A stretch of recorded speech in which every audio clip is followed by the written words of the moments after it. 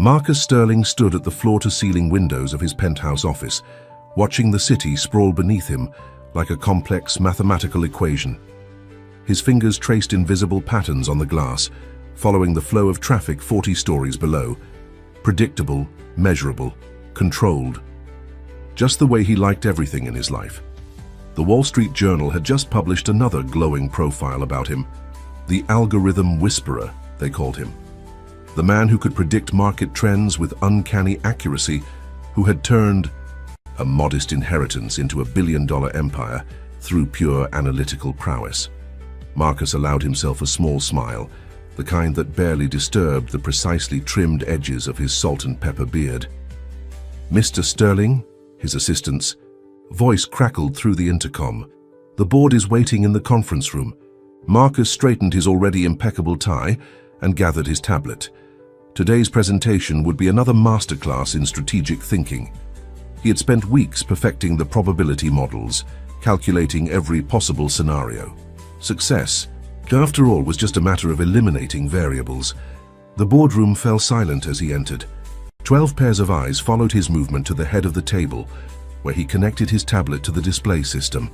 The quarterly projections appeared on the screen, a beautiful symphony of charts and graphs that told the story of their next triumph. "Ladies and gentlemen," Marcus began, his voice carrying the quiet authority of someone who had never been wrong, "the numbers don't lie. Our new investment strategy will yield a minimum 30% return within the first quarter." He moved through the presentation with surgical precision, addressing every potential concern before it could be raised. This was his element, the perfect blend of data and persuasion. By the end, even the most skeptical board members were nodding in agreement. "Brilliant as always, Marcus," said James Morrison, the eldest board member. "But have you considered the human factor? The market isn't just numbers." Marcus's expression didn't change, but something flickered in his steel-gray eyes. "The human factor, James, is simply chaos that hasn't been properly quantified. Every decision, every emotion can be reduced to predictable patterns. That's why we succeed where others fail." The meeting concluded with unanimous approval for his strategy. As the board members filed out, Marcus remained behind, making minor adjustments to his models. The sun had set by the time he finished, casting long shadows across the empty conference room. His phone buzzed with a message from his doctor's office, another reminder about his annual physical. Marcus dismissed it with a swipe. He had calculated his health risks down to the decimal point, maintained a perfect diet and exercise regimen. Medical checkups were just a formality. The drive home in his meticulously maintained Tesla was precisely 27 minutes long. He used this time to review market reports through his car's audio system, absorbing information that would give him an edge in tomorrow's trades. Every minute was an opportunity for optimization. His mansion greeted him with programmed lighting and the perfect temperature.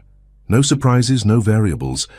The house staff had already departed for the day, leaving him alone in his carefully curated world.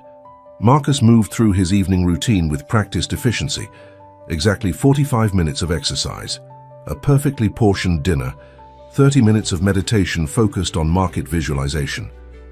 Later, as he stood in his home office reviewing the day's performance metrics, a small alert appeared on his screen. A competitor had made an unexpected move in the Asian markets. Most would see it as a minor deviation, but Marcus knew better. In the world of high finance, small ripples could become tsunamis. He spent the next 3 hours adjusting his models, accounting for this new variable. The work energized him. This was what he lived for, the intellectual challenge of bringing chaos into order. By the time he finished, the potential threat had been transformed into another opportunity for profit. Looking at his watch, Marcus noted it was well past midnight. He had deviated from his usual schedule, but sometimes perfection required flexibility. Within reasonable parameters, of course. Tomorrow would be another day of calculations, predictions, and control. As he prepared for bed, Marcus caught his reflection in the bathroom. Mirror. At 45, he looked exactly as a successful CEO should, fit, distinguished, and completely in command. His life was a testament to the power of rational thinking over emotional impulse. He had never married, never had children. Such attachments were unnecessary variables in his equation for success. The last thing he did before sleep was check his portfolio one final time. The numbers glowed reassuringly in the darkness of his bedroom. Everything was proceeding according to plan. Everything was under control. Marcus Sterling closed his eyes, satisfied with another day of perfect order in an imperfect world. Little did he know that the universe was about to throw him a variable that no algorithm could predict, no model could contain, and no amount of control could prevent. The morning began like any other in Marcus Sterling's perfectly ordered world. His smart home system activated at precisely 5:30 a.m., gradually increasing the lighting while playing his carefully selected morning playlist, Bach's well-tempered clavier, chosen for its mathematical precision. He had just finished his morning meditation when his phone buzzed with an urgent message from the office. Major market fluctuation in European trading. Emergency board meeting called for 7 a.m. Marcus's lips curved into a slight smile. He had predicted this possibility 3 months ago and had already prepared contingency plans. This was why he succeeded where others failed. He never left anything to chance. He dressed quickly in one of his identical charcoal suits, selected with scientific precision for its psychological impact in high-pressure situations. The morning air was crisp as he stepped out of his house, briefcase in hand. His driver, Thomas, held the car door open with practiced efficiency. Marcus had hired him specifically for his record of perfect punctuality and defensive driving statistics. The drive to the office would take exactly 23 minutes in current traffic conditions. "The usual route, Mr. Sterling?" Thomas asked, already knowing the answer. "No," Marcus replied, surprising both Thomas and himself. "Take Madison Avenue today." He had noticed a subtle pattern in traffic data, suggesting a 2-minute advantage using this alternate route. Every second counted on days like this. The car pulled away from the curb, merging smoothly into the early morning traffic. Marcus opened his tablet, reviewing the latest market data. The numbers danced across the screen, telling a story of chaos that he would soon bring to order. He was so absorbed in his analysis that he barely noticed the increasing speed of passing cars. It happened in a fraction of a second, a moment that would shatter his carefully constructed world of certainties. A delivery truck ran a red light, its driver distracted by something Marcus would never know. Thomas swerved to avoid it, his training kicking in automatically. But physics, the most predictable of sciences, had other plans. The world spun in, a kaleidoscope of motion. Marcus felt weightless, then heavy, then nothing at all. His last conscious thought was of the irony. He had calculated the probability of a car accident down to 6 decimal places, and yet here he was, caught in the one variable he couldn't control. When consciousness returned, it came in fragments. The antiseptic smell of a hospital room, the steady beep of monitoring equipment, voices speaking in hushed professional tones about spinal cord damage and probable outcomes. Marcus tried to move his legs, but they remained stubbornly still, as if they belonged to someone else. Dr. Sarah Chen, the head of neurology, stood at the foot of his bed, her expression carefully neutral.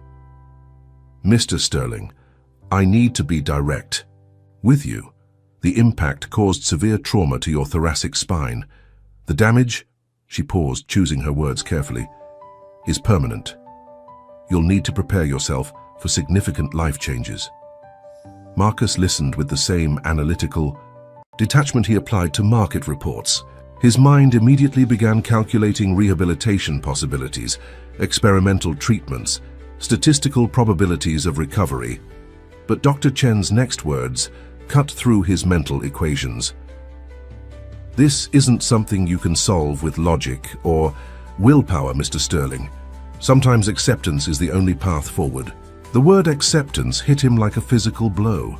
Throughout his life, he had never accepted limitations. Every obstacle was simply a problem waiting for the right solution. But now, lying in that sterile hospital room, he faced an equation with no solution, a variable that couldn't be controlled. The days that followed were a blur of specialists, tests, and increasingly desperate searches for alternatives. Marcus deployed his considerable resources, consulting the world's top physicians, exploring experimental treatments. Each conversation ended the same way, with that word he had come to hate: acceptance. His board of directors sent flowers and carefully worded messages about taking all the time he needed. The financial press buzzed with speculation about the future of his empire, but Marcus barely noticed. For the first time in his life, he was facing a problem that couldn't be solved with algorithms or market analysis. In the quiet hours of the night, when the hospital corridors fell silent, Marcus would lie awake, staring at the ceiling. His mind, once filled with complex calculations and market predictions, now churned with questions he had never allowed himself to consider. What was the value of control when the most basic aspects of life could be taken away in an instant? What good were his billions if they couldn't buy back what he had lost? The answer, he knew, lay somewhere beyond the realm of logic and numbers. But for a man who had built his entire identity on control and predictability, that was the most terrifying thought of all. Marcus Sterling's mansion, once a symbol of his success, had become his prison. The pristine white walls and minimalist decor that had once represented perfect order now felt like a sterile cage. He had been home for 3 weeks, and each day seemed longer than the last. The medical equipment installed in his bedroom disrupted the clean lines he had so carefully curated. Monitors, specialized beds, and mobility aids, each piece a constant reminder of his new reality. He had dismissed most of the nursing staff within the first week, unable to tolerate their pitying glances and gentle encouragements. "Mr. Sterling," his remaining nurse, Grace, knocked softly on his door. "It's time for your physical therapy." "Cancel it," he commanded, his voice carrying the same authority it had in board meetings. "And clear my schedule for the rest of the day." Grace hesitated, her experienced eyes taking in his rigid posture, the untouched breakfast tray, the laptop open to stock market figures. "The doctors stressed the importance of maintaining your therapy schedule." I said cancel it. The words came out sharp enough to cut glass. "And bring me the latest reports from the office." Once she left, Marcus turned his attention back to his laptop. The numbers on the screen should have been comforting. His company was still performing well under the temporary leadership he had established. But for the first time in his life, the equations and projections felt hollow. He had tried to approach his condition like any other problem, created spreadsheets tracking every minute improvement in mobility, researched every experimental treatment available, calculated the statistical probability of various outcomes. But the numbers kept leading him to the same conclusion, one he refused to accept. His phone buzzed constantly with messages from board members, business associates, and the occasional family member he had never bothered to stay in touch with. He ignored them all. The only calls he took were from his research team, tasked with finding any breakthrough treatment, no matter how experimental or costly. As evening approached, Marcus instructed his home automation system to lower the blinds. The sight of people walking freely on the street below had become unbearable. In the dimming light, he pulled up the latest medical journal articles on his tablet, scanning for any mention of spinal cord regeneration. A soft knock interrupted his reading. "Mr. Sterling?" It was Grace again. "You haven't eaten anything today." "Leave it by the door," he replied, not looking up from his tablet. "There's also a letter from the board. They're requesting a video conference to discuss the company's direction." Marcus's jaw tightened. They were getting impatient, wondering if their analytical genius would ever return to his former glory. He had built his reputation on being invincible, untouchable. Now he couldn't even stand on his own 2 feet. "Tell them I'll respond when I'm ready." His tone left no room for discussion. After Grace's footsteps faded away, Marcus wheeled himself to the window and raised the blinds slightly. The city lights twinkled below, a constellation of life continuing without him. He had once viewed these lights as a reflection of his influence, each glowing window a potential opportunity. Now they seemed to mock him, reminding him of all he had lost. His reflection in the window caught his attention. The impeccably groomed CEO had been replaced by someone he hardly recognized.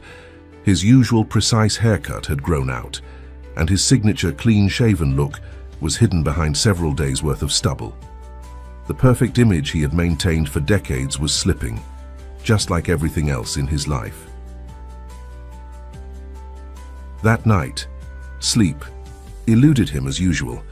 His mind, once occupied with market trends and investment strategies, now raced with unwanted thoughts. He remembered his father's words from long ago. "Control, here's an illusion, son. The sooner you accept that, the happier you'll be." He had spent his entire life proving that statement wrong, only to have it come back and haunt him now. In the early hours of the morning, Marcus found himself reviewing old emails on his phone, messages from people he had dismissed, relationships he had deemed inefficient, emotions he had calculated away. One message caught his eye, from James Morrison, the board member who had warned him about the human factor. "Numbers can't quantify the human spirit, Marcus. Remember that." He deleted the email with an angry swipe, but the words lingered in his mind. His entire life had been built on the premise that everything could be quantified, controlled, predicted. Now that foundation was crumbling, and he had no idea what would remain when it finally fell apart. As dawn approached, Marcus made a decision. He would venture outside for the first time since returning home. Not for any sentimental reason, he told himself, but because it was logical to observe the world he would need to navigate in his new condition. It was a simple data-gathering exercise, nothing more. "Grace," he called through the intercom soon as the clock hit 6 a.m., "prepare the wheelchair, we're going out this morning." The surprise in her voice was evident, but she knew better than to question him. "Yes, Mr. Sterling, I'll make the arrangements." What Marcus didn't know, couldn't calculate, was that this simple decision would set in motion events that would challenge everything he believed about control, logic, and the nature of reality itself. The morning air felt foreign on Marcus's face as Grace wheeled him through the quiet streets of his upscale neighborhood. He had chosen 6:30 a.m. deliberately, the optimal time to avoid crowds while maintaining acceptable temperature conditions. Everything was still a calculation, even in his reduced state. "The park is lovely this time of day," Grace remarked, steering them toward Central Park. Marcus didn't respond. He was too busy analyzing his surroundings, noting how different everything looked from this new perspective. The smooth sidewalks he had never noticed before now seemed full of threatening bumps and cracks. They reached a small plaza within the park, where Grace parked his wheelchair near a chess table. Marcus had specifically requested this spot. It offered maximum visibility while maintaining adequate distance from the main pathways. Even in his vulnerability, he sought control. "I'll get us some coffee," Grace said, gesturing to a nearby cart. "The usual, black, no sugar." Marcus nodded, his attention already drawn to the morning traders hurrying past, their faces buried in their phones. He could read the market's mood in their expressions, a skill he had perfected over years. Today's indicators suggested a downward trend in tech stocks. As he sat analyzing the passing crowd, something unexpected caught his attention. A boy, no more than 12 or 13, was watching him intently from a nearby bench. The child's appearance was jarring in this wealthy neighborhood. Worn clothes, unkempt hair, but with an intensity in his eyes that seemed out of place with his youth. Marcus tried to ignore him, focusing instead on the financial news playing on his phone, but he could feel the boy's gaze, persistent and unwavering. It was an anomaly. In his carefully controlled morning, an irregularity that demanded attention. Finally, Marcus looked up, preparing to summon Grace to handle the situation. But before he could act, the boy stood and walked directly toward him with surprising confidence. "You're him, aren't you?" the boy asked, his voice carrying a maturity that belied his years. "The man who controls everything." Marcus felt an unexpected jolt at the child's words. "I used to be," he replied, surprising himself with his honesty. The boy tilted his head, studying Marcus with unnerving focus. "My mom used to say that control is just an agreement we make with ourselves. When we break that agreement, that's when real change happens." Something about the boy's words, or perhaps the way he said them, made Marcus pause. "Your mother sounds like an interesting woman. Where is she now?" "Gone," the boy replied simply, without the expected emotion. "Like your ability to walk. but that doesn't mean either is lost forever. Marcus felt a surge of anger. Who was this child to speak so boldly about his condition? But before he could dismiss him, the boy continued. "I know someone who can help you walk again," he said, with such certainty that it cut through Marcus's skepticism.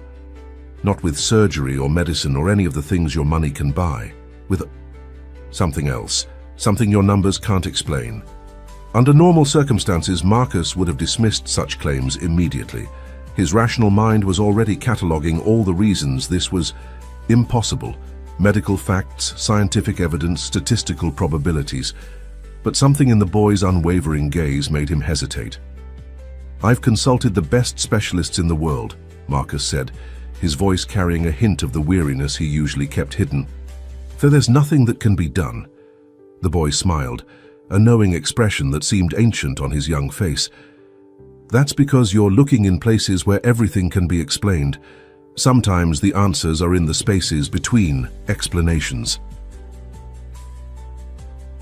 Grace was returning with the coffee, her pace quickening as she noticed the unexpected visitor.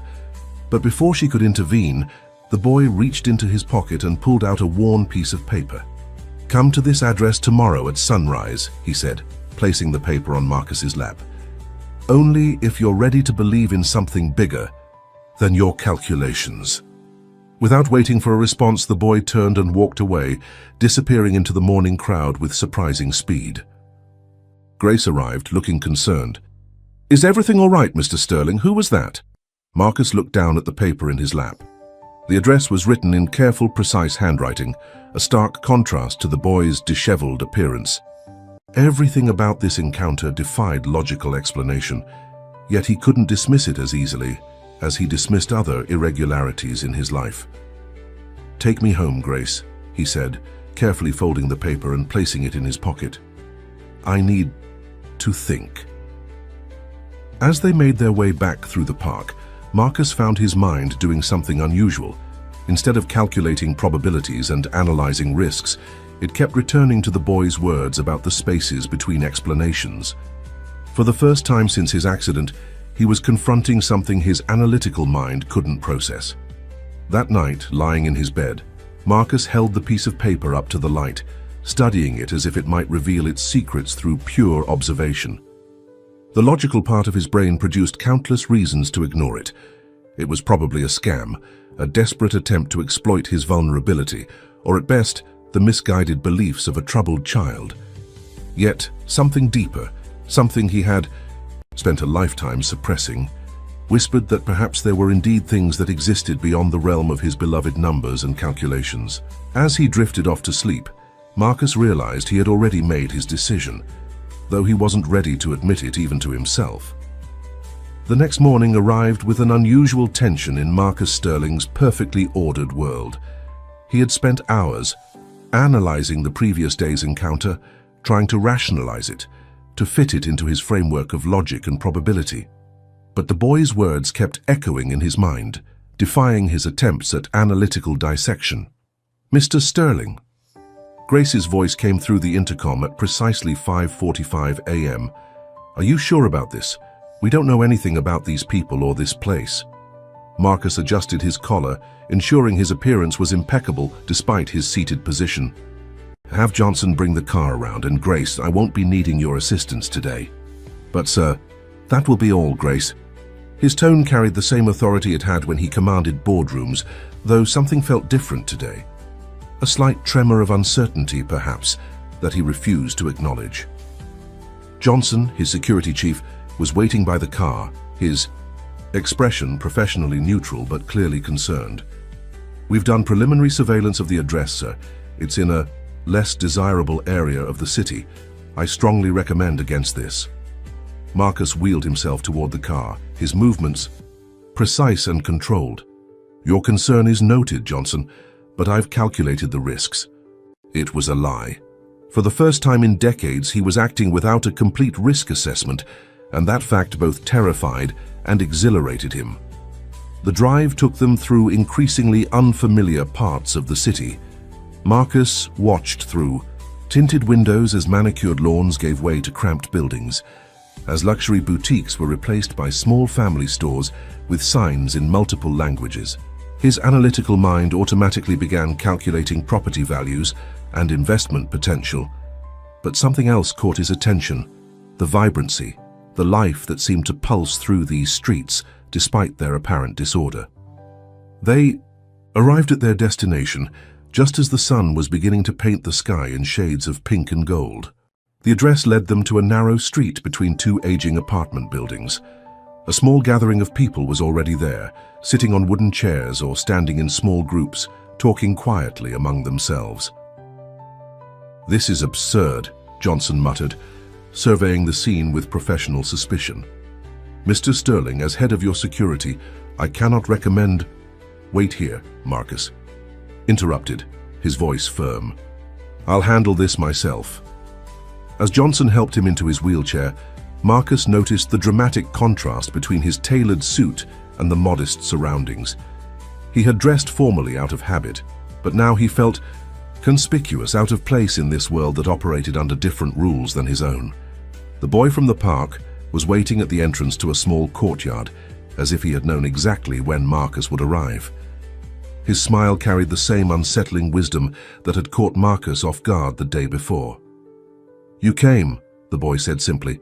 "That's the first step, showing up when your logic tells you to run." Marcus felt a familiar surge of irritation at the child's presumption, but something stopped him from delivering the cutting response that came naturally to his lips. Instead, he found himself asking, "What's your name?" "Miguel," the boy replied, then added with a hint of amusement, "But I guess you need more than that. You probably want my full name, background check, risk assessment." "That would be the prudent approach," Marcus agreed, surprised to find himself almost smiling. "Sometimes prudence is just another word for fear," Miguel said, turning to lead the way into the courtyard. "Come on, he's waiting." The courtyard opened into a small garden that defied Marcus's expectations. Instead of the rundown space he had anticipated, he found himself in a meticulously maintained haven of green life. Plants of all varieties grew in an apparent chaos that, upon closer inspection, revealed its own kind of order, different from the rigid patterns he preferred, but undeniably purposeful. People sat on benches and chairs, scattered throughout the garden, some in wheelchairs like himself, others with various visible ailments. What struck Marcus most was their expressions, a peculiar mix of hope and serenity that his analytical mind struggled to categorize. "Everyone here has a story," Miguel explained, as he guided Marcus through the garden. "Some were told they'd never walk, speak, or live normally again. Others carried wounds that no one could see, but that hurt just as much. They all came here looking for answers their doctors couldn't provide." Marcus's skepticism fought with his curiosity. "And they found these answers?" "Some did, some didn't," Miguel shrugged. "It depends on whether they're ready to accept that. Not everything in life fits into neat little boxes of probability and statistics." Before Marcus could respond, a hush fell over the garden. He turned to see a man emerging from a small building at the far end, the one they called the Healer. Marcus had expected someone imposing, perhaps dressed in exotic robes or affecting some kind of mystical appearance. Instead, he saw a modest-looking man in simple clothes with gentle eyes and hands that bore the calluses of manual work. As their eyes met across the garden, Marcus felt something he couldn't explain, a sensation that all his years of data analysis and market predictions hadn't prepared him for. It was as if those eyes could see through every carefully constructed wall he had built around himself, every mathematical formula he had used to define his existence. The Healer smiled, and in that smile, Marcus Sterling, the man who had built an empire on the certainty of numbers, felt his perfectly ordered world begin to shift on its axis. The Healer's room was unlike anything Marcus had expected. No crystals, no mystical symbols, no New Age paraphernalia. Instead, it was a simple space with white walls, wooden floors, and large windows that let in the morning light. A plain massage table occupied the center, and a few chairs were scattered around the periphery. "Welcome, Mr. Sterling," the Healer said, his voice carrying a quiet authority different from the kind Marcus wielded in his corporate world. "I see you've met Miguel." "Yes," Marcus replied, trying to maintain his usual analytical distance. "Though I'm still not clear on what exactly I'm doing here." The healer smiled, the expression crinkling the corners of his eyes. "You're here because somewhere beneath all those numbers and probabilities you live by, something inside you recognized a truth your conscious mind isn't ready to accept." Marcus felt his defenses rise. "I'm here because traditional medicine has failed to provide a solution to my condition, nothing more." "Are you sure about that?"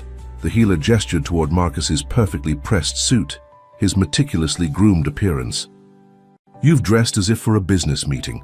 Your security team is waiting outside. You've approached this like every other transaction in your life. But healing isn't a transaction, Mr. Sterling. It's a transformation." The words hit uncomfortably. Close to home, Marcus had indeed treated this visit like a business deal, down to the premium he was prepared to offer for services rendered. "Then what exactly are you offering?" "I don't offer anything," the healer replied, moving to open one of the windows. A warm breeze entered the room, carrying the scent of the garden. "I simply help people remember what they've forgotten. That the body knows how to heal itself when we stop getting in its way with our doubts and fears." Under normal circumstances, Marcus would have dismissed such talk as nonsense. But something about the healer's presence made it harder to maintain. His usual skepticism, "That's not scientifically possible," he said, though his voice lacked its usual certainty. "Science is a wonderful tool, Mr. Sterling, but it's not the only tool."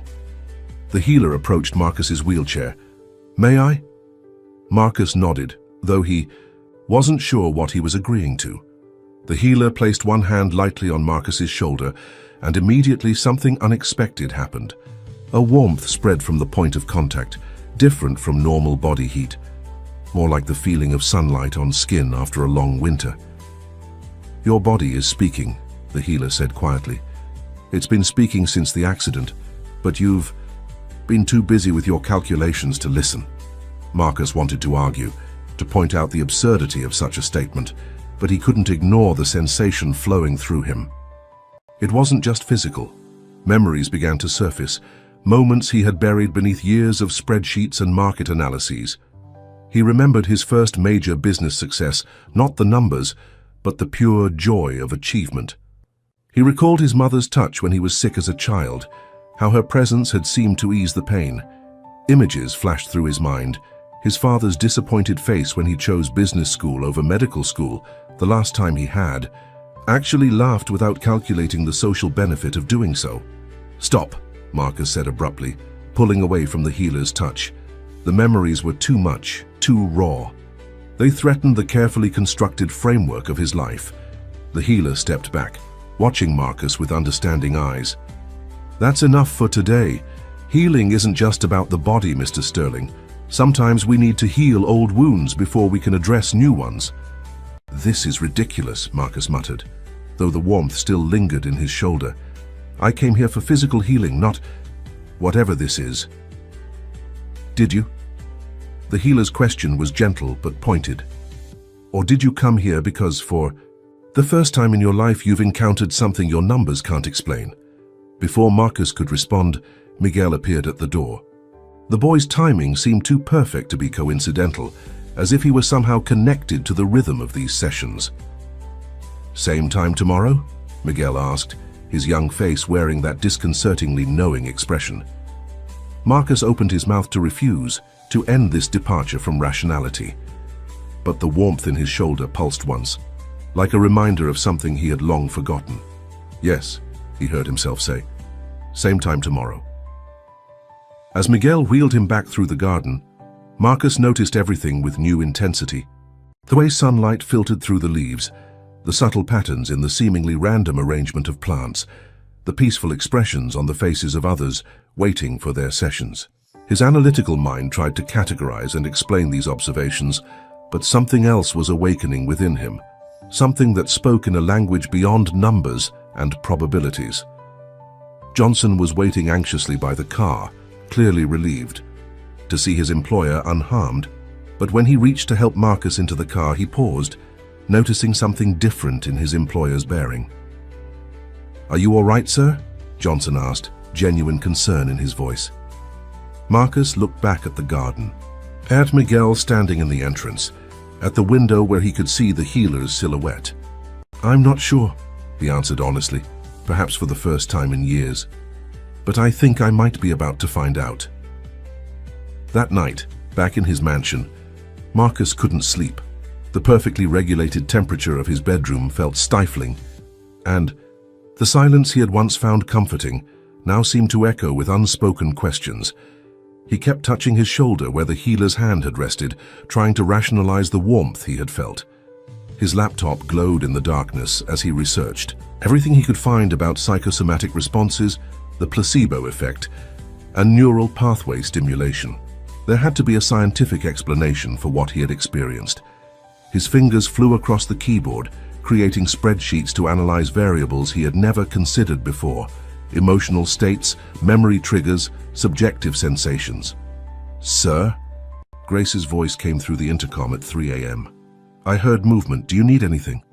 Marcus hesitated, another unprecedented occurrence in his meticulously regulated life. "Grace, have you ever experienced something you couldn't explain?" The silence that followed was heavy with surprise at his unusual question. "Yes, Mr. Sterling. Many times. That's what makes life interesting, don't you think?" He didn't answer, but her words lingered in his mind as he wheeled himself to the window. The city sprawled before him, its nighttime patterns usually so predictable, so measurable. But tonight he saw something different in the scattered lights, a rhythm that defied his usual analytics, a pulse that reminded him of the strange energy in the healer's garden. His phone buzzed with an email from the board.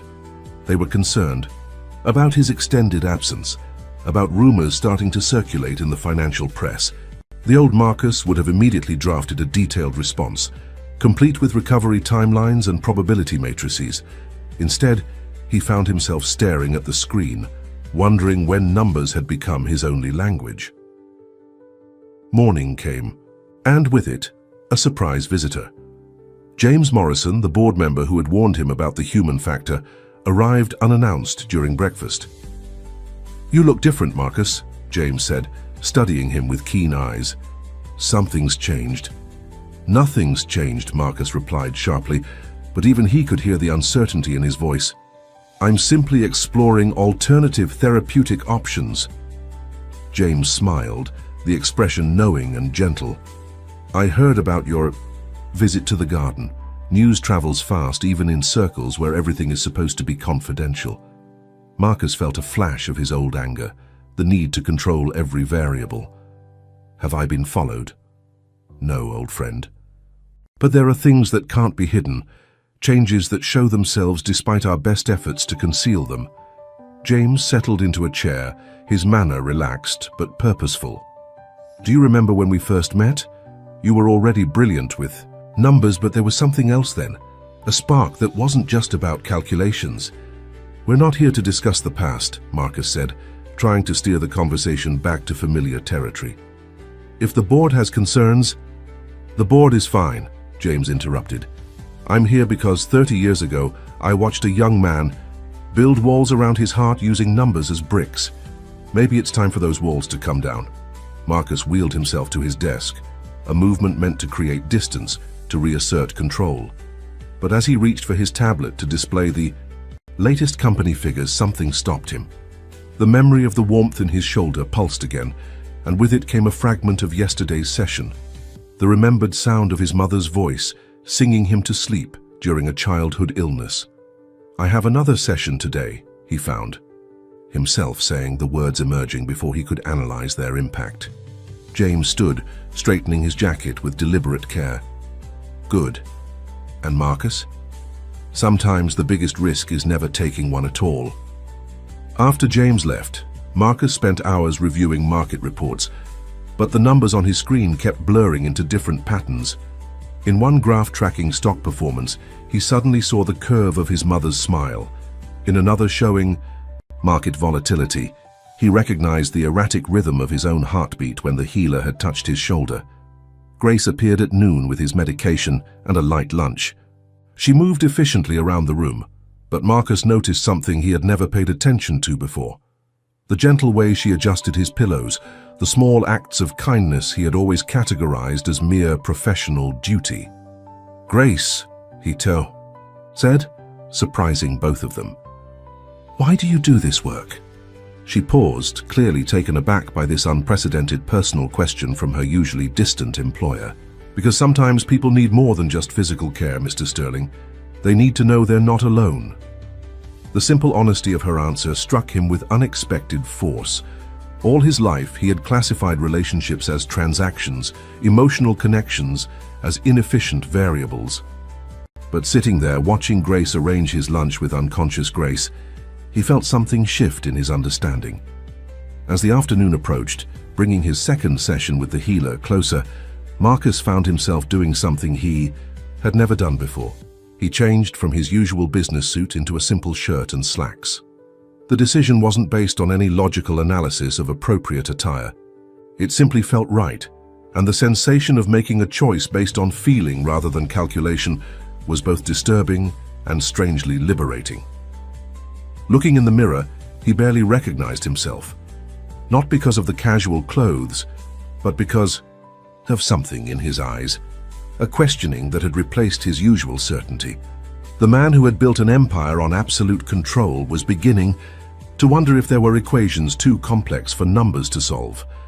The garden looked different in the afternoon light. Marcus noticed details he had missed in his analytical assessment of the previous day, the way certain plants seemed to lean toward each other, the subtle harmony in what he had initially dismissed as random arrangement. Miguel was waiting at the entrance again, but this time he wasn't alone. A young woman sat in a wheelchair beside him, her presence somehow both fragile and strong. She smiled at Marcus with a warmth that made him uncomfortable in its sincerity. "This is Sophia," Miguel said. "She's been coming here for 3 months. Marcus nodded politely, already calculating how to avoid unnecessary social interaction. But Sophia wheeled herself closer, her eyes bright with understanding. "You're still trying to solve this like a business problem, aren't you?" she asked, her voice carrying a hint of amusement. "I did the same thing at first. Brought spreadsheets, tracking every sensation, every minute change, even hired a team of researchers to explain what was happening." Despite himself, Marcus was intrigued. And what did they find? Nothing they could quantify. Sophia's smile widened. "That's when I started actually healing." Before Marcus could respond, the healer appeared in the garden.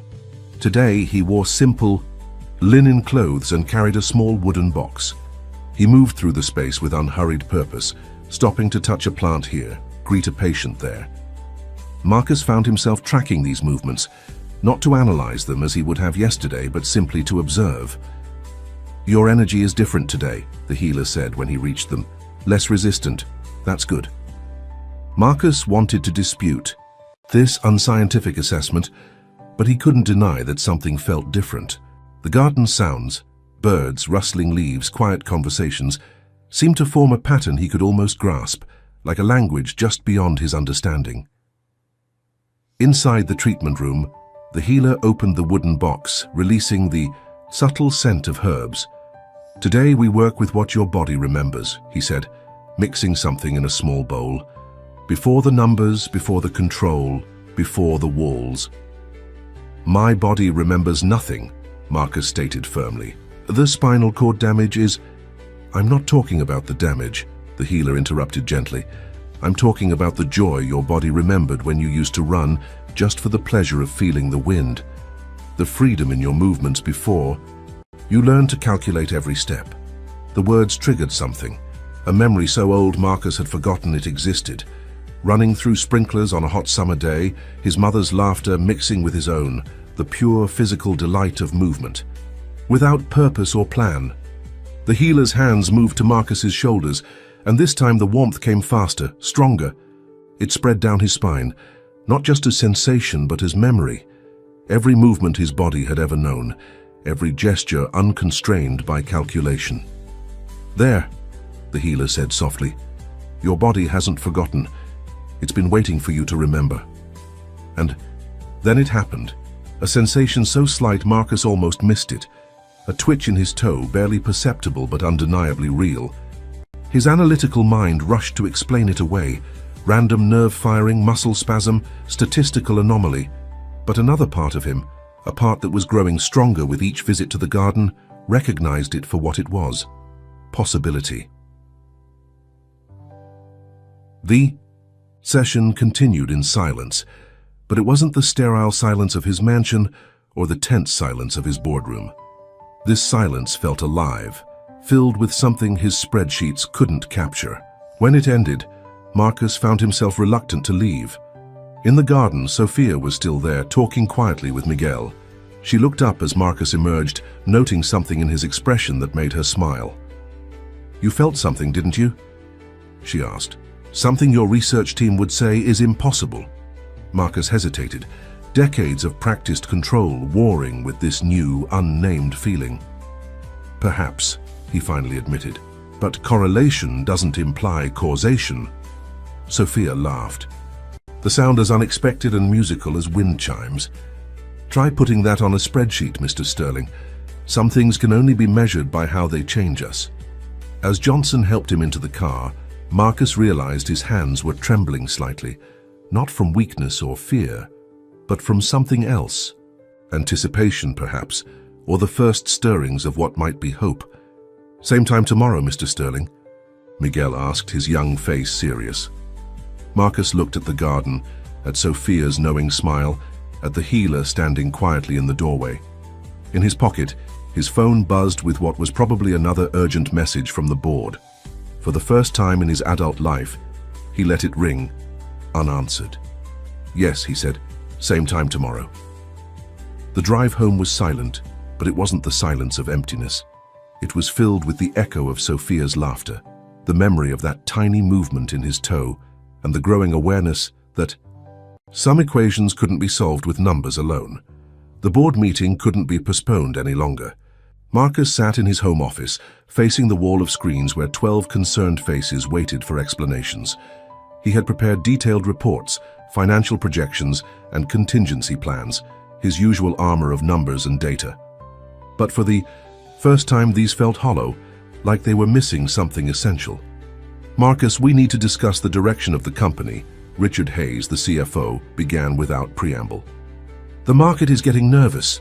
Rumors about your condition are affecting our stock price." Marcus pulled up a chart showing the company's performance. "Our fundamentals remain strong. The automated trading systems I designed are—" "This isn't about the systems," interrupted Sarah Chen, head of operations. "It's about leadership, about visibility. The Marcus Sterling we know wouldn't hide away pursuing alternative treatments." The word alternative carried a weight of skepticism that would have angered him a week ago. Now, he found himself thinking of Sophia's laugh, of Miguel's knowing eyes, of the impossible twitch in his toe that no medical science could explain. "I understand your concerns," Marcus said, surprising himself with his calm tone. "But sometimes we need to look beyond our usual metrics." A shocked silence followed his words. James Morrison, watching carefully, leaned forward. "Marcus, are you feeling all right?"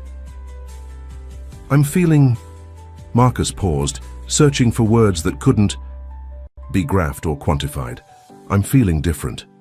The board members exchanged worried glances. This wasn't the Marcus Sterling they knew, the man who could reduce any situation to probabilities and percentages. Some began typing furiously on their tablets, probably messaging each other about his strange behavior. "We need to consider appointing an interim CEO," Richard said finally, "just until you're back to yourself." The old Marcus would have fought this suggestion with every weapon in his analytical arsenal.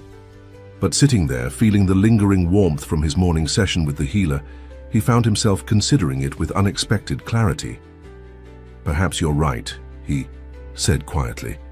The stunned silence that followed was broken by a commotion outside his office. Grace's voice carried through the door, unusually urgent. "Mr. Sterling, you need to see this." "Meeting adjourned," Marcus said, disconnecting before anyone could protest. "Come in, Grace." She rushed in, holding his tablet. "Sir, look at this." She pulled up a video from one of the security cameras in his private gym. It showed his legs during his morning physical therapy session, and there, unmistakably, was a deliberate movement. Small, but undeniable. Marcus stared at the screen, his mind struggling to process what he was seeing. The rational part of him wanted to analyze it, to break it down into measurable components. But another part, the part that was growing stronger, with each visit to the garden simply felt the truth of it. "When did this happen?" he asked, his voice barely a whisper. "This morning, during your exercises. I didn't want to say anything until I was sure." Grace's eyes were bright with emotion. "It's not just random spasms, Mr. Sterling. You're moving your legs." Marcus wheeled himself to the window, looking out at the city he had once thought he understood completely. The afternoon sun caught the glass of distant buildings, creating patterns of light and shadow that seemed to dance. Like the garden, he thought, like life itself. His phone buzzed continuously with messages from board members, but he let them go unanswered. Instead, he found himself reaching for a different number, one he hadn't called in years. "Mom?" His voice caught. "Slightly. I know it's been a while, but I need to tell you something." The conversation that followed was unlike any he'd had in decades.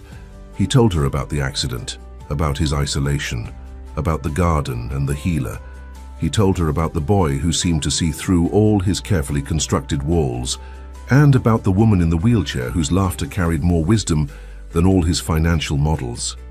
"Oh, Marcus," his mother said softly, "you're finally coming back to us." "I don't know what's happening to me," he admitted. "Everything I believed in, everything I built my life on, it's all shifting." "No, sweetheart," she corrected gently. "It's not shifting, it's expanding. You're finally letting life be bigger than your spreadsheets." After the call, Marcus sat in silence, watching the day fade into evening. Grace came in with his evening medication, but instead of their usual efficient routine, he asked her to stay for a moment. "Tell me about your family," he said. "In all these years, I've never asked." The surprise on her face softened into a smile as she began to share stories about her children, her struggles as a single mother, her dreams for their future. Marcus listened, really listened, and found himself wondering how many other stories he had missed in his pursuit of perfect control. As night fell, he made a decision. Reaching for his phone, he typed a brief message to the board. "Taking a leave of absence. James Morrison will serve as interim CEO. Details to follow." Then he called Johnson. "Tomorrow morning, we're going to the garden earlier than usual. There's something I need to do first." Dawn found Marcus at his company's headquarters, wheeling through the familiar corridors that had once been his domain. The early morning cleaning staff looked startled to see him, but he barely noticed their reactions. His attention was focused on a different kind of calculation now, one that couldn't be expressed in numbers. In his office, he began a task that would have seemed impossible a week ago. He went through his personal files, not analyzing performance metrics or market trends, but looking for something else entirely, traces of the human stories he had overlooked in his pursuit of perfect efficiency. He found them in unexpected places. A janitor he had almost fired for decreased productivity until Grace quietly mentioned his wife's illness. A junior analyst whose innovative proposal he had dismissed because it didn't fit his probability models. Countless moments where he had chosen data over humanity. As he worked, he felt it again, that subtle movement in his legs, stronger now, like a whisper becoming a voice. But instead of immediately documenting it in his recovery spreadsheet, he simply allowed himself to feel it, to experience the moment without analysis. The sun was fully up when he finally reached the garden. Miguel was waiting, but today he wasn't alone. Sophia was there, along with several others Marcus had seen during his visits, each with their own story of healing that defied conventional explanation. "You've been busy," Miguel said, noting the stack of folders in Marcus's lap. "Yes," Marcus replied. "I'm learning to solve different kinds of equations." The healer emerged from his room, watching with quiet understanding as Marcus distributed the folders.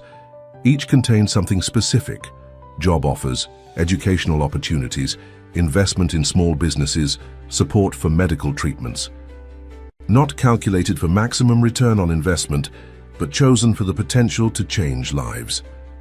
"I used to think healing was about fixing what's broken," Marcus said, watching as people opened their folders with trembling hands. "But it's really about remembering what was whole all along, isn't it?" The healer smiled. "You're learning a new language, Mr. Sterling, one that speaks in heartbeats rather than numbers." The morning session was different from the others. As the healer worked, Marcus felt not just the physical sensations, but a deeper movement, like walls crumbling, not in chaos, but in a kind of choreographed surrender. He thought of his mother's words about life being bigger than spreadsheets, and for the first time he truly understood. Sophia wheeled herself closer as the session ended. "Something's different about you today," she observed. "You're not fighting it anymore." Marcus nodded, feeling the truth of her words in every cell of his body. "I spent my life trying to control uncertainty, but maybe uncertainty is where the miracles happen." As if in response to his words, he felt it, the strongest movement yet. Not just a twitch this time, but a deliberate shift. Sophia saw it, too, her eyes widening as she watched his foot move. "That's not supposed to be possible," she whispered. "According to whom?" Miguel asked, his young face alight with that ancient wisdom. "The same doctors who said you'd never regain sensation? The same experts who said Mr. Sterling's condition was permanent?" Marcus looked at his legs, at the visible proof of something. His old self would have dismissed as statistically impossible. But he was learning that some things couldn't be contained in statistics, like the joy in Sophia's laugh, the wisdom in Miguel's eyes, the healing in the healer's touch.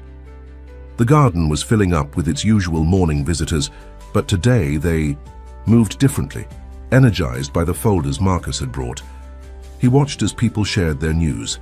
A single mother discovering she had funding for her children's education, a talented artist finding support for his gallery, a former athlete gaining access to experimental treatment. "You're not just healing yourself," the healer observed quietly. "You're learning to help others heal, too." Marcus thought about his board meeting the previous day, about his decision to step back from the company he had built. In the past, such a choice would have seemed like failure. Now, it felt like growth. "The numbers will always be part of who I am," he said, watching as his foot moved again, stronger this time. "But maybe they're not all of who I can be." As the morning light filled the garden, Marcus Sterling, the man who had once believed only in what could be measured, felt himself becoming part of something that defied measurement. It wasn't just his body that was healing. It was something deeper, something that had been waiting all his life for him to notice it.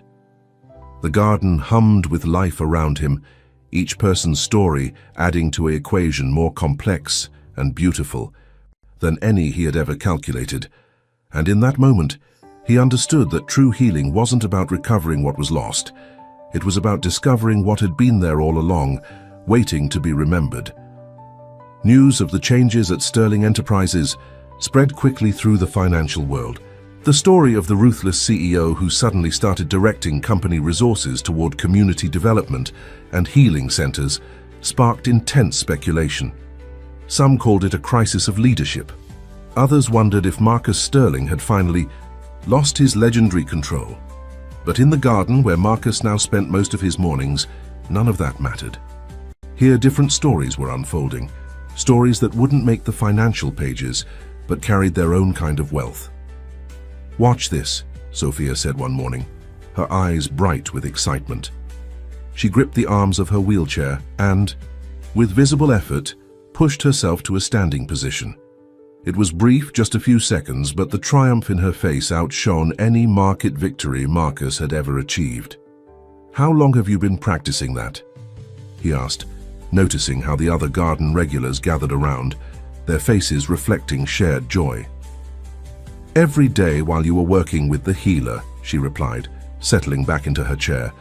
"But that's not the best part." She reached into her bag and pulled out a sketch pad. "I've started drawing again, the garden, the people here, their stories. I needed a way to capture it all."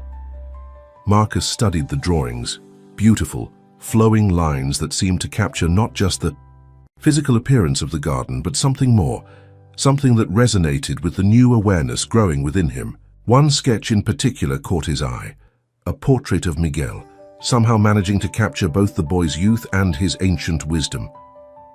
"You've captured his essence," the healer said, appearing quietly beside them. "Just as you're discovering your own." Marcus felt it then, another movement in his legs stronger than before. But now these movements no longer surprised him. They felt like part of a larger awakening, a harmony he was gradually learning to hear. "Mr. Sterling," Miguel's voice carried across the garden.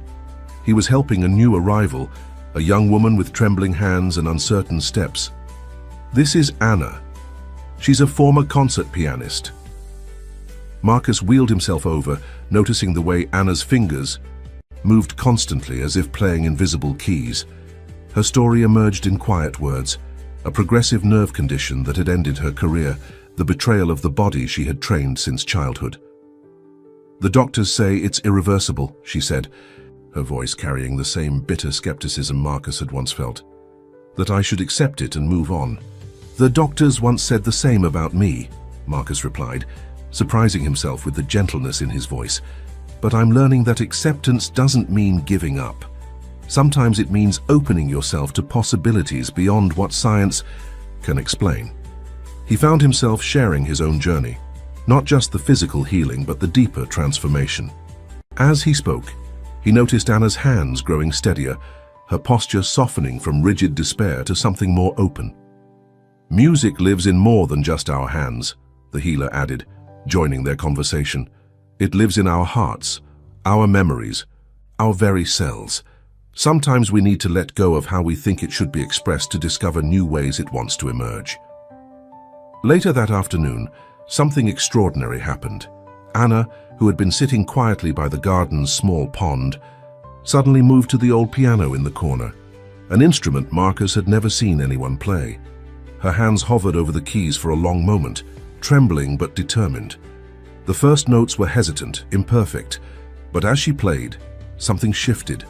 The tremors in her hands didn't disappear, but they became part of the music, creating something new, something that spoke of both struggle and transcendence. Marcus watched as the garden fell silent, everyone touched by the raw honesty of the music.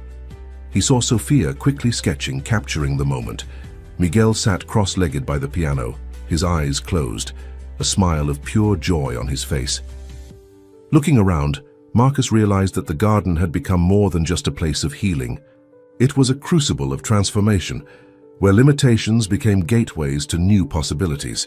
Each person's journey here was unique, yet somehow interconnected, creating a tapestry of healing that was both personal and collective.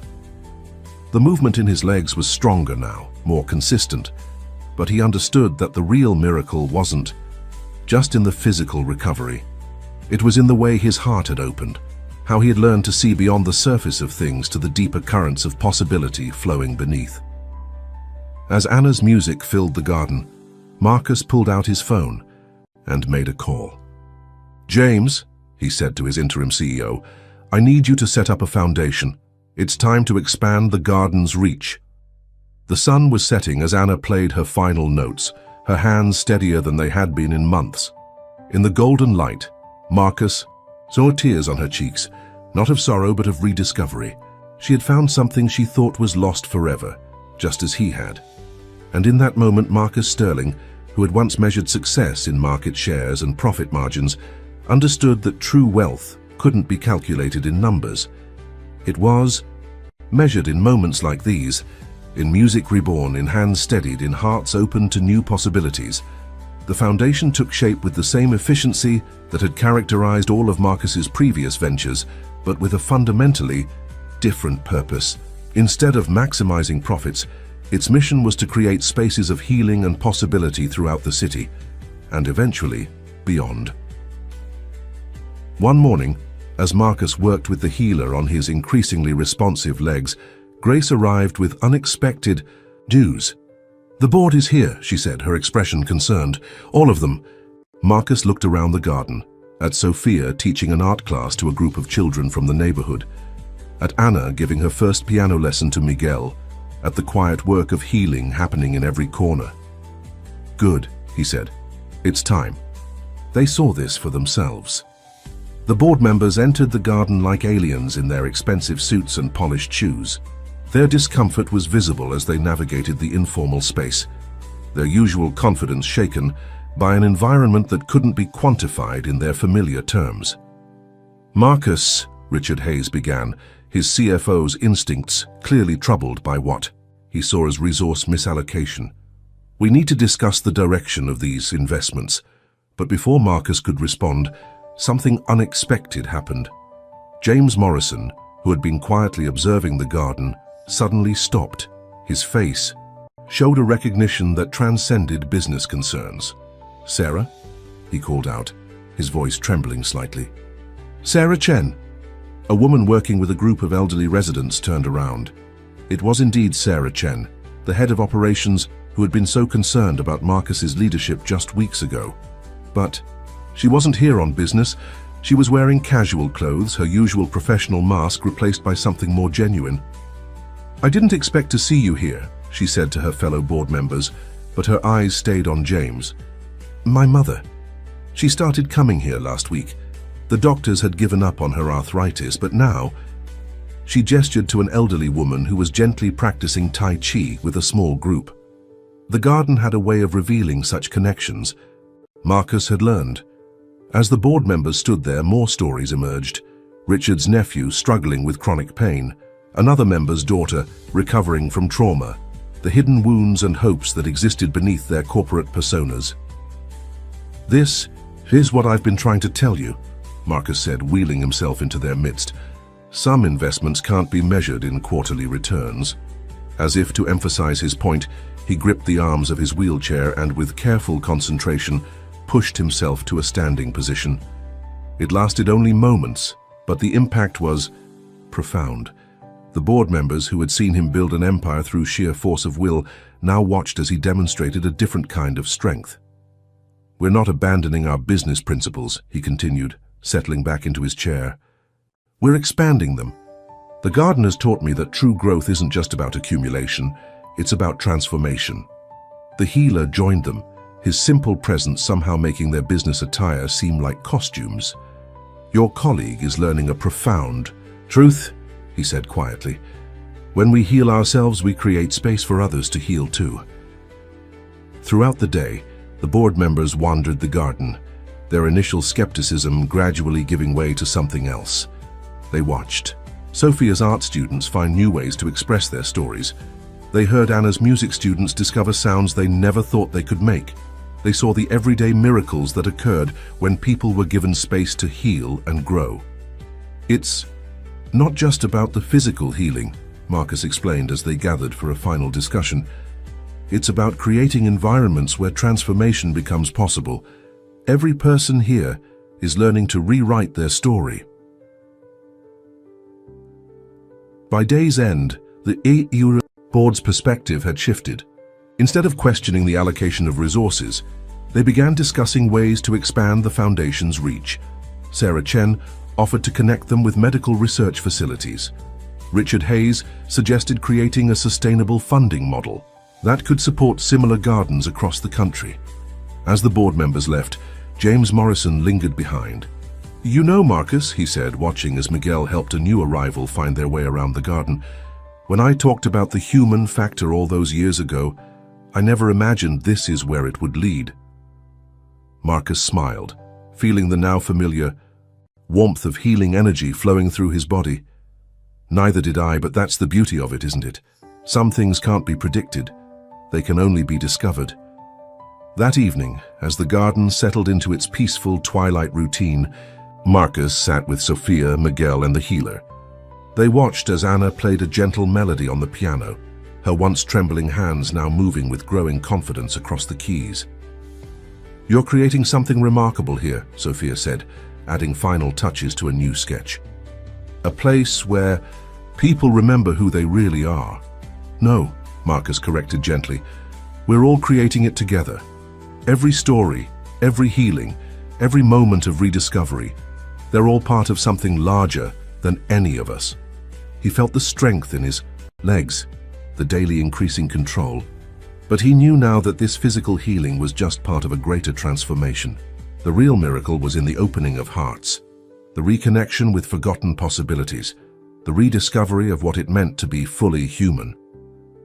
The new healing center took shape at the edge of the financial district, a bold statement bridging two worlds that Marcus once thought were incompatible.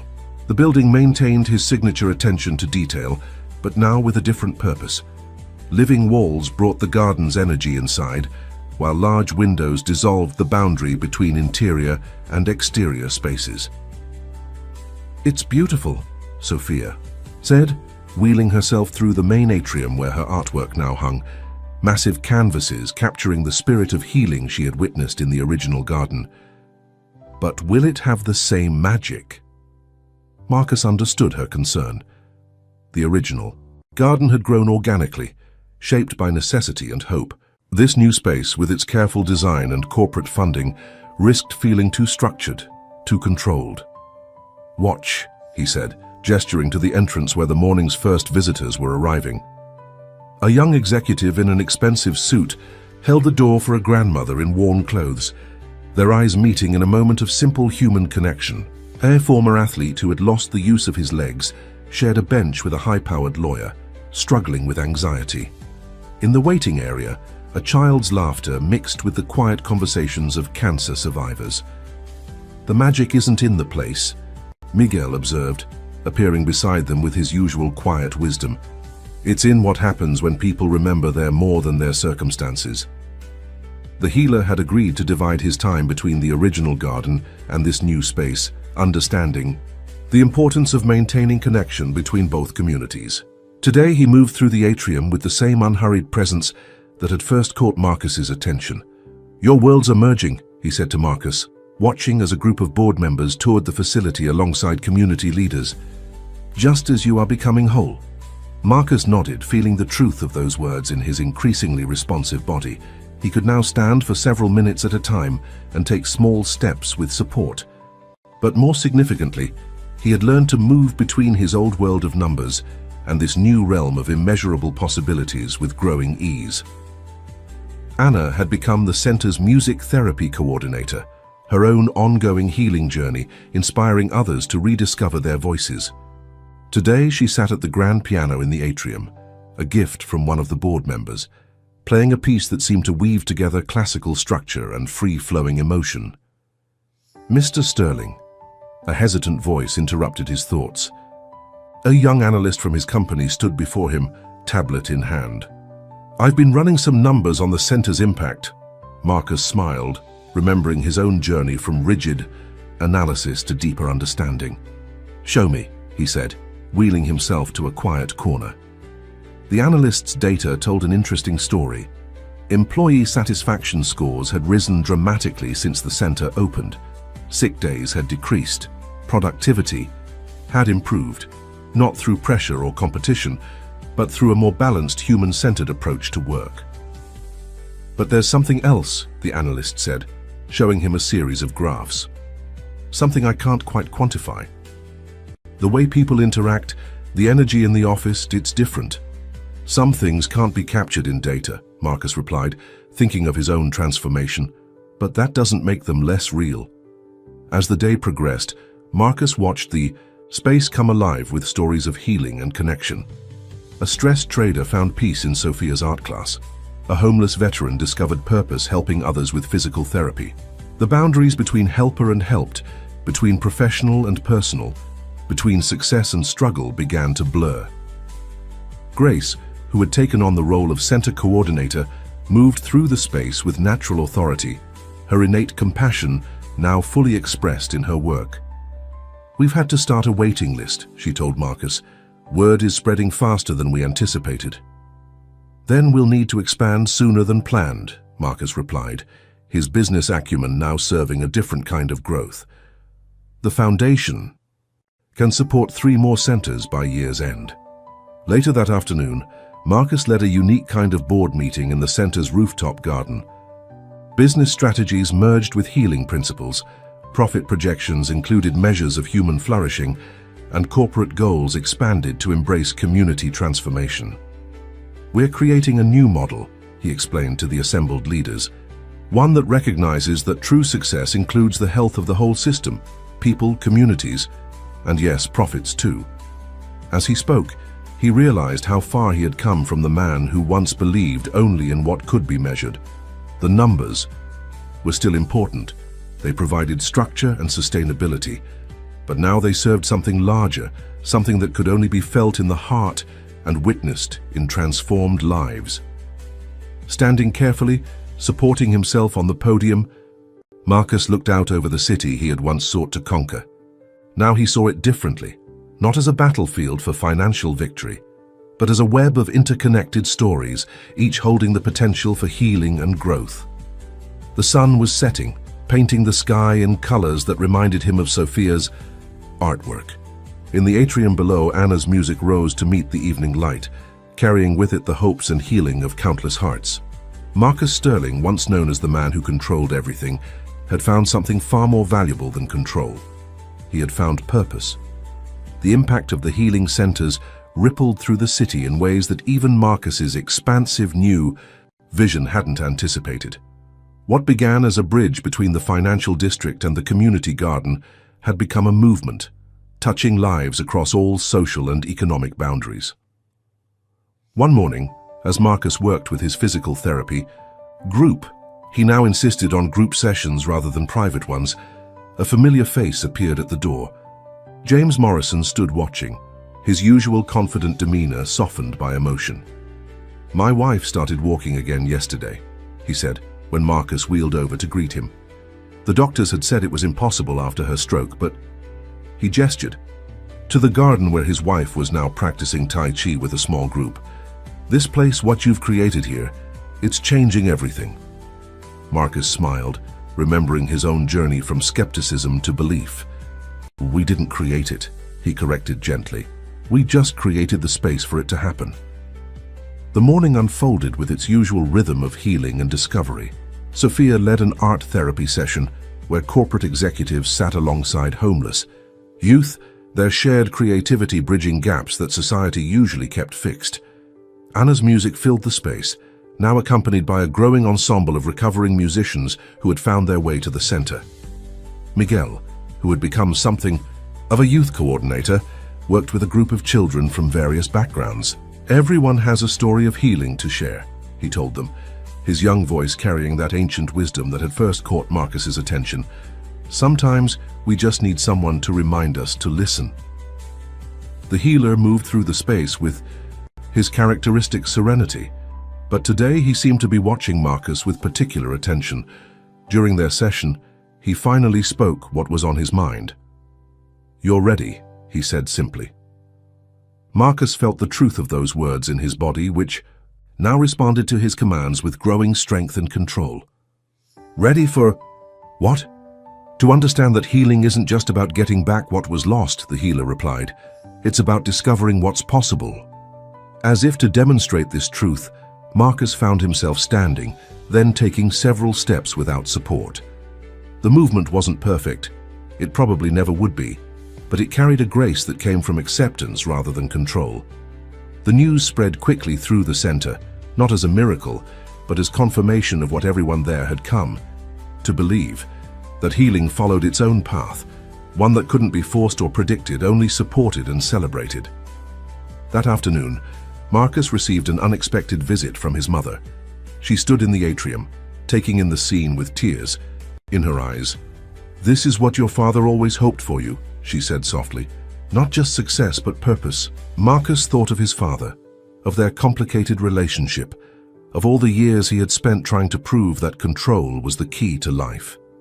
"I wish he could see this," he said.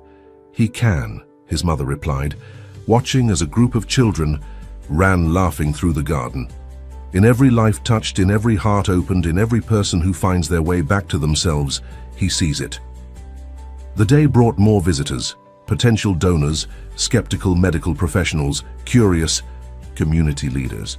Marcus let them observe, ask questions, experience the space for themselves.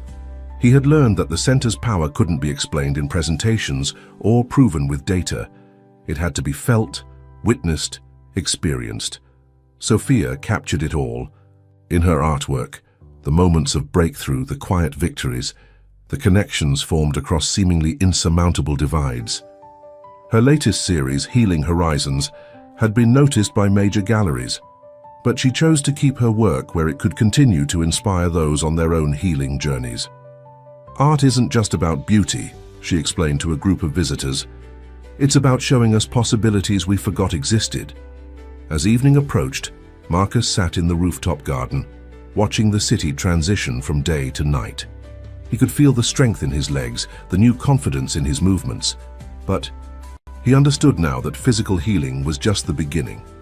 Anna joined him, her hands now steady enough to hold 2 cups of tea. "Sometimes I think about that first day," she said. "When I was so sure nothing would ever change, how could I have known that losing one way of making music would lead to finding so many others?" Marcus nodded, understanding completely. His own journey from the man who controlled everything to someone who had learned to embrace uncertainty had opened doors he never knew existed. The healing centers were just the beginning. Already, similar spaces were taking root in other cities, other countries. "We're part of something larger than ourselves," he said, watching the lights come on across the city, something that was always there, waiting for us to notice. The evening air carried the sound of music from below, Anna's students giving their first public performance. In the garden, Sophia's art class was finishing their day's work. Miguel sat with a new arrival, offering the same quiet wisdom that had once helped Marcus find his way. And through it all moved the healer, not as the source of healing, but as a reminder of what was possible when hearts opened and spirits remembered their own power to transform. 1 year had passed since Marcus first entered the garden. The network of healing centers had grown to 12 locations across the country, each one a unique blend of the original garden spirit and its community's specific needs. Today, Marcus fully stood, in the original garden watching as Miguel guided a new group of visitors through the space. The boy had grown taller over the year, but his eyes still held that same ancient wisdom. He had become an integral part of the healing community, his natural ability to bridge worlds making him invaluable as the centers expanded. "Remember when you first came here?" Miguel asked, joining Marcus after his tour. "You were looking for a mathematical solution to a spiritual question." Marcus smiled, remembering his initial skepticism, his desperate need to quantify and control everything.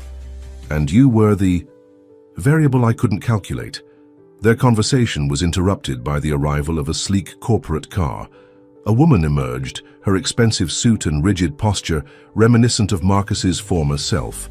Her face bore the tight control of someone holding themselves together through sheer will.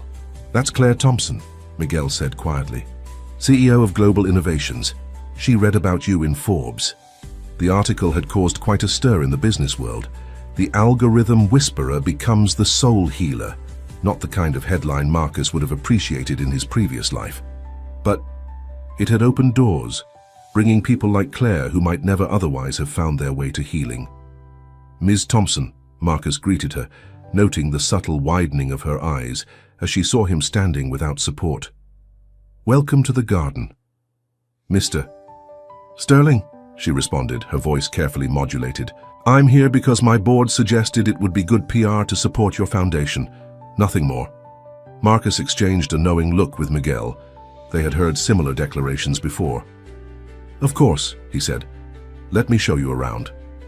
As they walked through the garden, Marcus's steps measured but steady.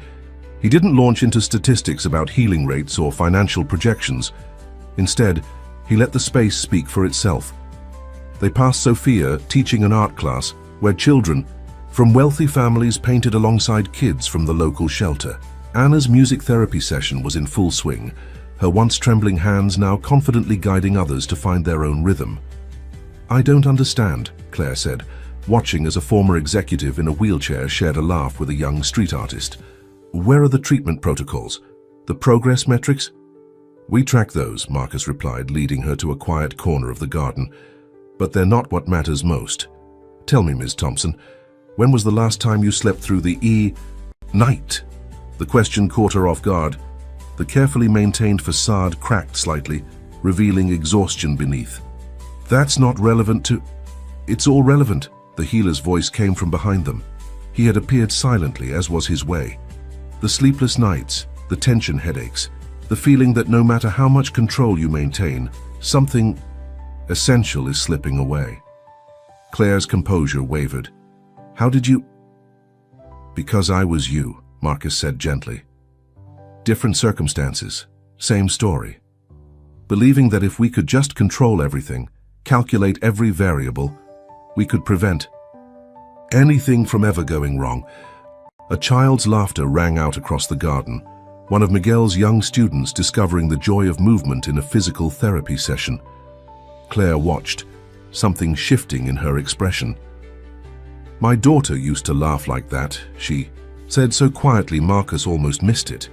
Before the divorce, before I buried myself in work, before you forgot that some things can't be controlled, only lived, the healer completed. Marcus saw the moment the first wall crumbled, just as his own had, 1 year ago. Claire's hands, perfectly manicured, began to tremble slightly. Her shoulders, always pulled back in perfect posture, softened. I don't know how to do this anymore, she whispered. Any of it. That's the first step, Miguel said, appearing with a cup of tea, admitting that the old ways aren't working. They sat together in the garden as the afternoon light softened. Claire slowly began to share her story, the pressure to be perfect, the fear of showing any weakness, the growing sense that success had become a cage rather than an achievement. Marcus listened, recognizing every word. But now he could offer something he wished someone had offered him sooner. The understanding that transformation wasn't about abandoning who you were, but about expanding into who you could become.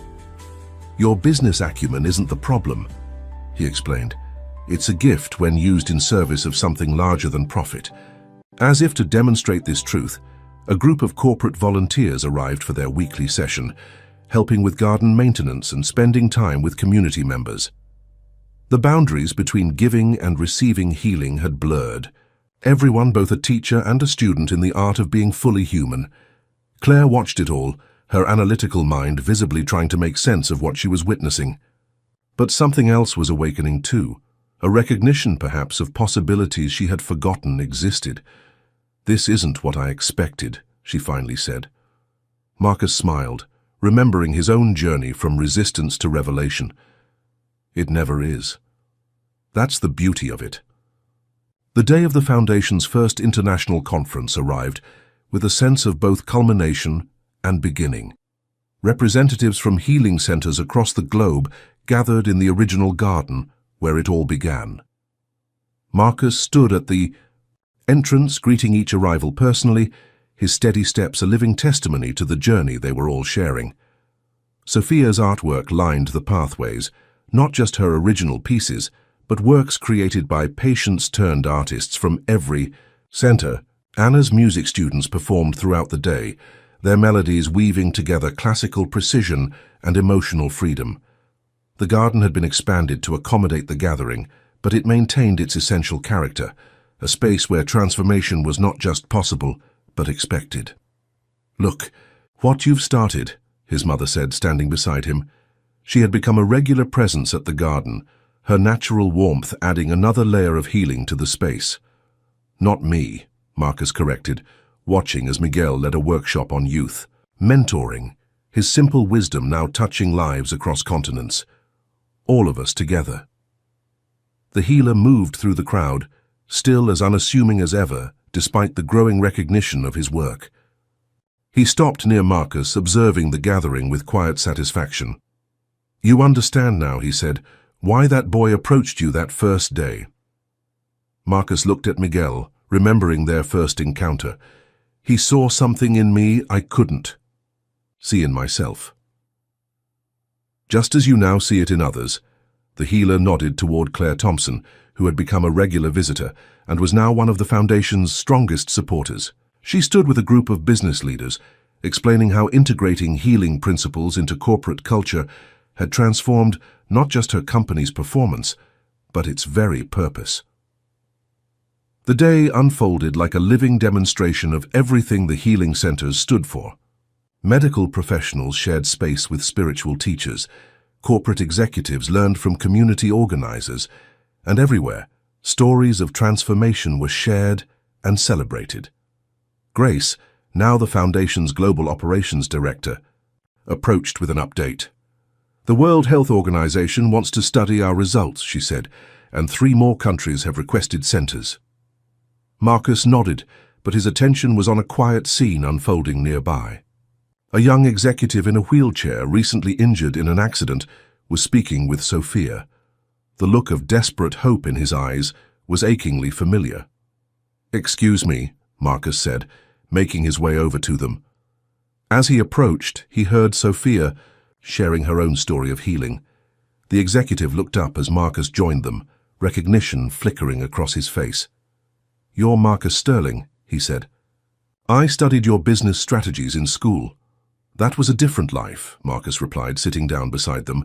"Let me tell you about a garden, a boy with wise eyes, and what happens when we let go of trying to control everything." He shared his story, not just the physical healing, but the deeper transformation.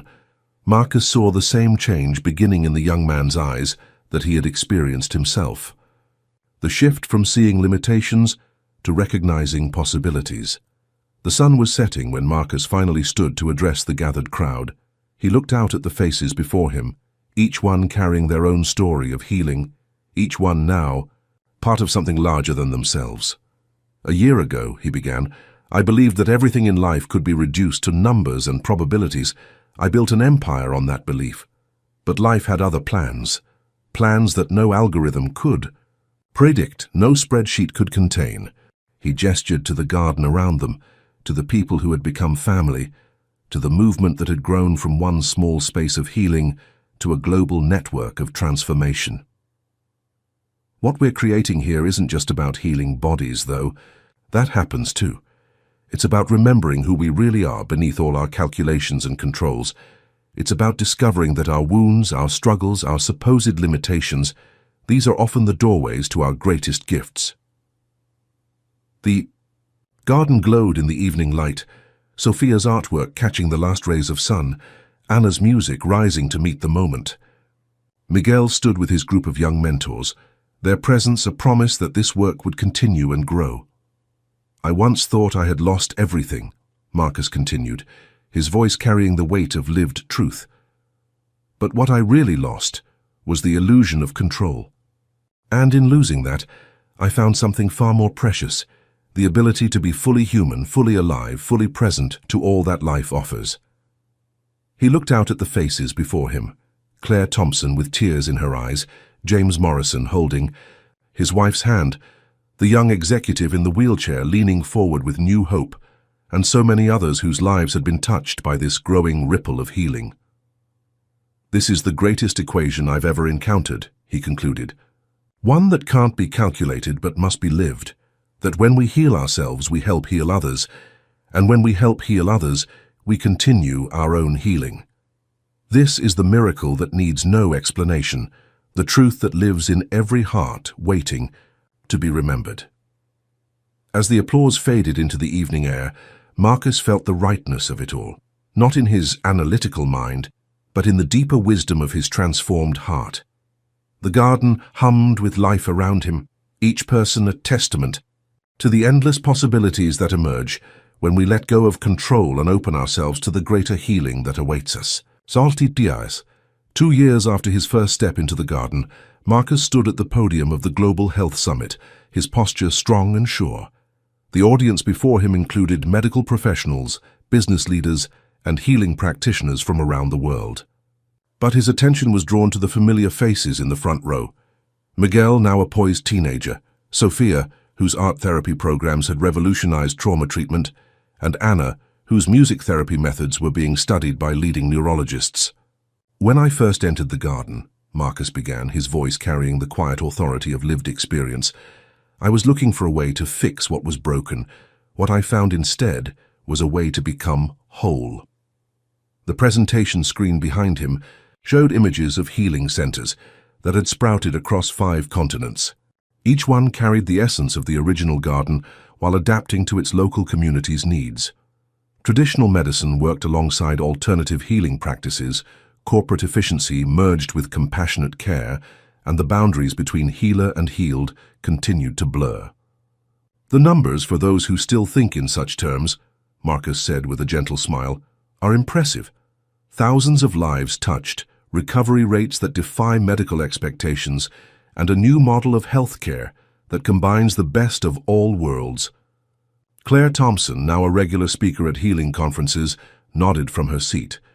Her own company had become a case study in conscious business practices, proving that profit and purpose could coexist and enhance each other. "But the real story," Marcus continued, "isn't in the statistics. It's in the moments of transformation that happen every day in these spaces. It's in the executive who learns to feel again, the child who discovers their inner strength, the doctor who remembers why they first chose to heal. The healer, who rarely attended such large gatherings, stood quietly at the back of the hall. His presence reminded Marcus of that first touch that had awakened something long dormant in his soul. Now that awakening had rippled out to touch countless others. "We've created something that transcends traditional categories," Marcus explained. "These aren't just medical facilities or wellness centers. They're spaces where the artificial boundaries we've created, between business and compassion, science and spirituality, giving and receiving, dissolve into something more authentic and whole." He gestured to Grace, who had become the Foundation's executive director, overseeing the global expansion while maintaining the intimate, healing atmosphere that made each center unique. Under her leadership, the Foundation had developed training, programs that helped others create similar spaces in their own communities. "What began as one man's desperate search for healing has become a movement," Grace added, joining Marcus at the podium. "But it's a movement without leaders or followers, only partners in the journey of transformation." The audience listened, as Marcus and Grace shared stories from around the world. A war-torn community in the Middle East, where former enemies now healed together. A corporate headquarters in Tokyo, where meditation gardens had replaced stress-filled break rooms. A children's hospital in Brazil, where art and music therapy worked alongside traditional treatments. The old Marcus would have tried to quantify all of this, he admitted, drawing knowing laughter from those who remembered his former reputation. He would have demanded metrics, guarantees, controlled studies. And while we have those, impressive ones, they're not what matters most. Images of transformed lives filled the screen behind him. The young executive in the wheelchair, who now ran adaptive sports programs. The stressed CEO who had found her laugh again, the scared children who had rediscovered their joy. Each face told a story of healing that transcended physical recovery. "What matters most is that we're remembering something essential about being human," Marcus continued. "We're remembering that healing isn't just about fixing what's broken. It's about discovering what's possible when we let go of our need to control everything." The sun was setting outside the conference hall, its light filtering through the windows in a way that reminded Marcus of his first evening in the garden. So much had changed since then, yet the essential truth he had discovered remained the same, that the greatest transformations happen when we open ourselves to possibilities beyond our calculations. "The garden taught me that true healing is never just personal," he concluded. "It ripples out, touching everyone it encounters, creating new possibilities with each connection.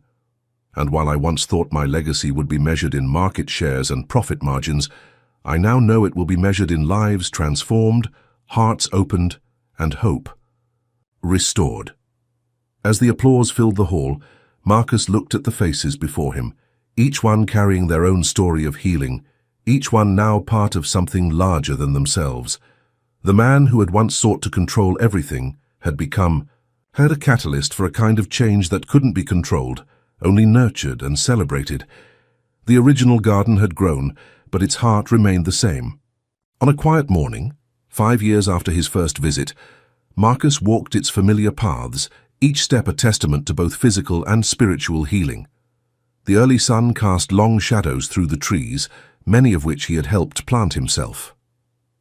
Miguel walked beside him, no longer the mysterious child but a young man growing into his wisdom. They stopped at the old piano where Anna was teaching a new student, a former surgeon whose hands had been injured, now discovering a different way to heal. "Do you ever miss your old life?" Miguel asked, watching as Sophia prepared for her morning art class. Her work now hung in galleries worldwide, but she still spent most of her time here, helping others find their voice through creativity. Marcus considered the question, remembering the man he had been, powerful, controlled, and desperately alone. "I miss the certainty sometimes," he admitted, "the illusion that everything could be calculated and controlled." "But?" Miguel prompted, smiling knowingly. "But I wouldn't trade this uncertainty, this openness to possibility, for all the control in the world." They reached the center of the garden, where the healer was working with a group of new arrivals. Among them was a young tech entrepreneur, her frustrated expression reminding Marcus of his own early days. "Some things never change," he observed quietly. "There will always be people who need to learn what we learned here." The garden had become more than a place of healing. It was a living symbol of what was possible when barriers broke down and hearts opened. Corporate executives volunteered, alongside community members. Medical students learned from spiritual teachers. Artists worked with scientists to understand the connection between creativity and healing. Claire Thompson appeared, leading a group of international business leaders on what she called a humanity reminder tour. Her own transformation had inspired many in the corporate world to reconsider their definitions of success. "The numbers people still want proof," she said, joining Marcus and Miguel. "They want guarantees, metrics, ROI calculations." "And what do you tell them?" Marcus asked, though he knew the answer. "I tell them to spend one day in the garden, just one day of letting go of their spreadsheets and opening their hearts." She smiled. "It worked for you, after all." The morning unfolded with its usual rhythm of healing and discovery. Grace moved through the space, now training coordinators for new centers opening across the globe. Each center would be unique, shaped by its community's needs, but all would carry the spirit of this first garden. As the sun climbed higher, Marcus made his way to the small office he kept on the grounds. Unlike his old corporate suite, this space was simple, its windows opening onto the garden. On his desk sat the last spreadsheet he had created in his former life, a probability analysis of his recovery chances. Next to it lay Sophia's first sketch of him, captured on that day when he had finally let go of trying to control everything. The contrast between these two documents told the story of his transformation better than words ever could. A knock at the door revealed the healer, his presence as calm and centered as ever. "They're ready," he said simply. Marcus nodded, gathering himself for the day's most important task. In the garden's main space, a group of healers in training waited. Doctors, therapists, counselors, and others who had felt called to this work. They came from different backgrounds, different beliefs, different approaches to healing. But they shared one crucial understanding, that true healing transcended all these differences. "Your greatest tool isn't your knowledge or your techniques," Marcus told them, standing before them with strength that came from vulnerability embraced. "It's your willingness to be present with another person's journey, to hold space for their transformation without trying to control it." As he spoke, he could feel the truth of these words in his own body, in legs that had regained their strength, in a heart that had learned to feel deeply, in a spirit that had found purpose beyond profit. "The garden will teach you what you need to know," he continued, "just as it taught me, but only if you're willing to let go of your certainties and open yourself to possibilities beyond your calculations." The day drew to a close with a gathering in the garden. Anna played, the piano, her music carrying all the emotion her hands had rediscovered. Sophia's students displayed their artwork, each piece a window into a soul in the process of healing. Miguel worked with his young mentors, preparing them to carry this work into the future. Marcus stood in the midst of it all, feeling the rightness of this moment, not in his analytical mind, but in the deeper wisdom of his transformed heart. The garden hummed with life around him, each person a testament to the endless possibilities that emerge when we let go of control and open ourselves to the greater healing that awaits us all. "The garden goes on," the healer said softly, standing beside him. "In every heart that opens, in every soul that remembers its wholeness, in every life that touches another with healing. Marcus nodded, understanding now that this was never just about his own healing. It was about creating spaces where others could remember their own capacity to heal and be healed. The garden would continue to grow, not just in physical spaces,